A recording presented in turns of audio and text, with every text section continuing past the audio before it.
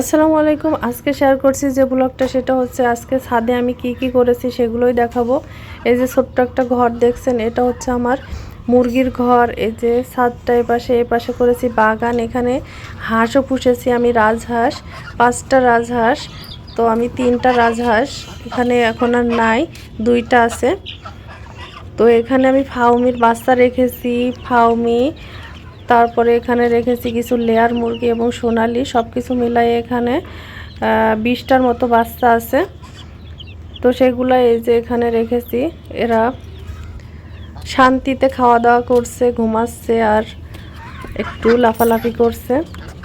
নিচের যে ঘরটা ওর নিচে, সেখানে আমি রেখেছি দেশি মুরগি। তো এই মুরগির আবার 4টা বাচ্চা আছে, 5টা ছিল, তো একটা মারা যাওয়ার কারণে এখন 4টে বাচ্চা নিয়েই মুরগিটা আছে।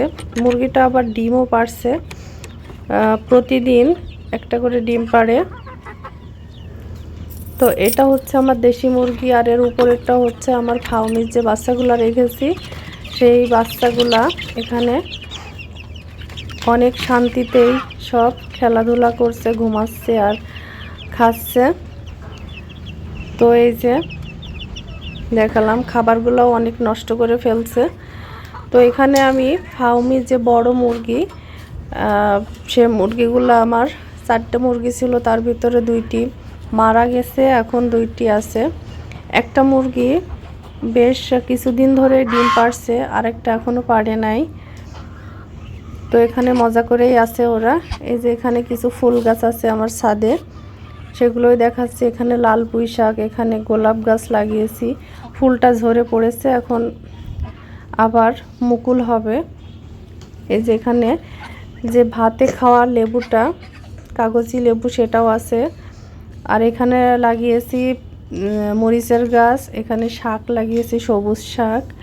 এখানে বেগুন গাছে অবশ্য বেগুনও ধরেছে। এখানে কুমড়ার গাছ, কিছু ফুলের গাছ আছে। এই যে বেগুন ছোট ছোট হয়ে আছে, তবে দেখতে ভালোই লাগে। পুঁই শাক গাছ পাশাপাশি, এখানে মরিচের গাছগুলোতেও কিন্তু অনেক মরিচ আছে। এখানে একটা ড্রাগন গাছ আছে, পাশে একটা মরিচ গাছ, এখানে বেগুন গাছ এবং মরিচ গাছ। তো এখানে যে গাছটা দেখাবো, এটা হচ্ছে এলাচের গাছ। এলাচের গাছে দেখুন খুব সুন্দর এলাচ হয়েছে। একটা খেজুর গাছও আছে পাশে। এখানে পাশে ধরে আছে আম, তো দেখতে খুব ভালো লাগছে। এই যে, আর এই এলাচ গাছটা কিন্তু বেশ অনেক দিন ধরেই হয়েছে, তারপর এখন এলাচ হচ্ছে। তো আমাদের বাসার পাশে আবার এই যে কাজ চলছে, সে কাজগুলা দেখাচ্ছি। এই যে এখানে মিস্ত্রি কাজ করছে। আজকে এ পর্যন্ত।